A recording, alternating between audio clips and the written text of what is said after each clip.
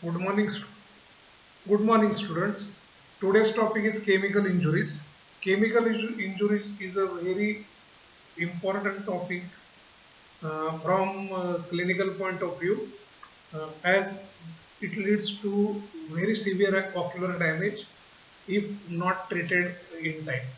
So, chemical injuries will divide this topic into two parts because the chemical injuries will require immediate attention, immediate treatment, then intermediate treatment, and because it has late consequences on the eye, late treatment. In this lecture today, we'll see the initial presentation of chemical injuries with emergency treatment required. Chemical injuries range in severity from trivial injury to potentially binding injury. So it may be just simple going into the eye of some mild form of soap to severe injury splashed with acid or alkali. So that becomes potentially blinding. Majority of the cases are accidental. Those who work in laboratories or those who work with the chemical plants or in chemical industries. So that may become accidental, but you are due to assault. If you know in India, it is especially acid thrown in the patient's face or eyes to just to make it cosmetically unacceptable. So that is because of assault. Alkali ones are twice common as acid ones because alkalis are more widely used, like paint or lime. Those who eat pan, they have used the lime. So these are common as compared to acid ones. Alkalis are used in home as well as in industry. So alkali ones are more common, twice as common as compared to acid ones. Now the severity of a chemical injury is related to the properties of the chemical.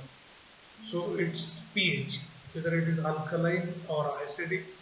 So the concentration, area of the affected ocular surface, how much surface is damaged by the chemical, then duration of exposure, how long that particular chemical came into the contact with the surface, including retention of particular chemical. If the particulate chemical is retained in the cornices, like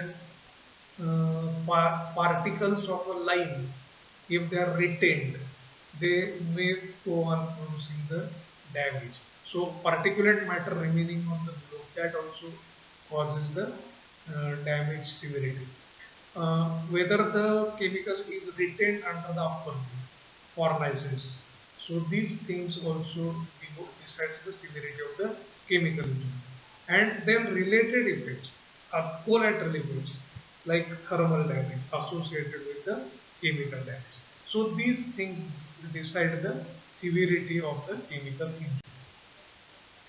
Now, coming to the alkali injuries, injuries caused by caustics such as lime, they usually occur from fresh mortar or whitewash entering the eye or from laboratory alkalis.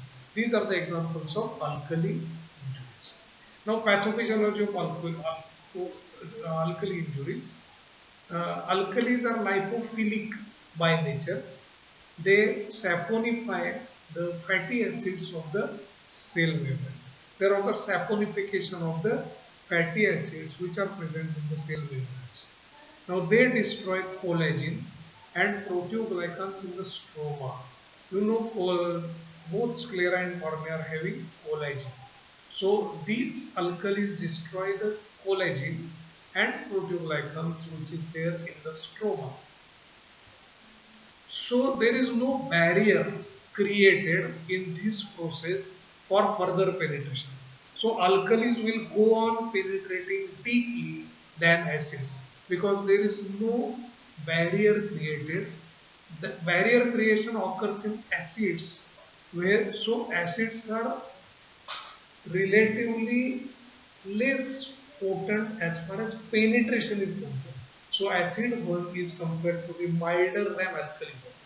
I will repeat this. Alkali burn is more severe as compared to acid burn because alkalis have no barrier for penetration. They go on penetrating deeply, creating more damage than the acids. These alkalis then cause necrosis of the surface epithelium in a few seconds. So, alkali once is an emergency. Why? Because if not washed immediately, these alkalis cause necrosis of surface epithelium in a few seconds and they occlude the limbal vasculature. So there occurs occlusion of the limbal vasculature. This occlusion of the limbal vasculature is very important damage caused by chemicals. So this leads to limbal ischemia. That leads to corneal opacification later on and devascularization. So you have to remember limbal vasculature occlusion causing limbal ischemia. This leads to a diminished vascularity of the anterior and which causes corneal opacification, melting, cataract and synchrotron as late consequences of alkaline. Ammonium and sodium hydroxide are particularly harmful as they cause necrosis of the cornea. Immediately after the accident, there is intense conjunctivitis and fluorosis. Cornea often looks clear, therefore difficult to ascertain the severity of the injury. A drop of fluorescein solution reveals the extent of the denuded area of the epithelium. You will have to do fluorescent staining just like as you do in corneal ulcer case, just to ascertain the area of the denuded area of the epithelium. There is circumferential limbal ischemia and the degree of corneal clarity provides some indication of the visual status of the patient. Now, Hughes' Roperhall classification of ocular chemical wounds is followed to classify the damage done by the chemical wounds. Grade 1, there is epithelial damage present. Stroma shows minimal haze, can see details of the iris. Prelimbal ischemia, there is no prelimbal ischemia noted, prognosis is good. Grade 2 has epithelial damage present. Stroma shows moderate haze, blurred, iris looks blurred. Perilimbal ischemia is less than one-third, prognosis is good. Grade 3 is epithelial damage is present. Stroma becomes hazy, pupil is barely visible. Perilimbal ischemia affects one-third to half and prognosis is granted. Grade 4 classification is epithelial damage is present, cornea becomes opaque, perilimbal ischemia affects more than half of the limbus and prognosis is poor. These are a few pictures showing limbal ischemia. Grade 1 limbal ischemia. Grade 2 shows mild corneal haze with visible iris details. Grade 3 shows corneal haze more extensive and iris details are obscured. Grade 4 is totally opaque cornea. So this is the way the chemical injuries are classified. So what are the effects on eye? Effects on cornea. In less severe cases of porcelain-like dense vascularized leukoma forms and sight is lost. In severe line burns, entire cornea may be destroyed. Perforation occurs and the eye shrinks, which is known as phthisis. In worst cases, cornea is dull or opaque. As days exceed, eschar forms and is thrown off. Following this, granulation of the injured conjunctiva and ulceration of the cornea occurs. These corneal changes should be treated as ulcer. Surface defects. Chief danger from the condition of the conjunctiva leads to dry eye. So severe dry is a potential complication of the alkaline. Then adhesion of the lid to the glue, which is known as symblepharon. So the lid gets adhered to the glue. It is most likely to occur in the lower lid, where the lower fornix is obliterated by organization of the granulation tissue.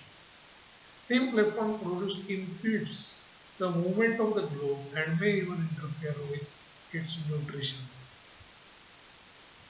Limbal ischemia leads to severe damage of the limbal stem cells, causing persistent epithelial damage and conjunctivization of the corneal epithelium.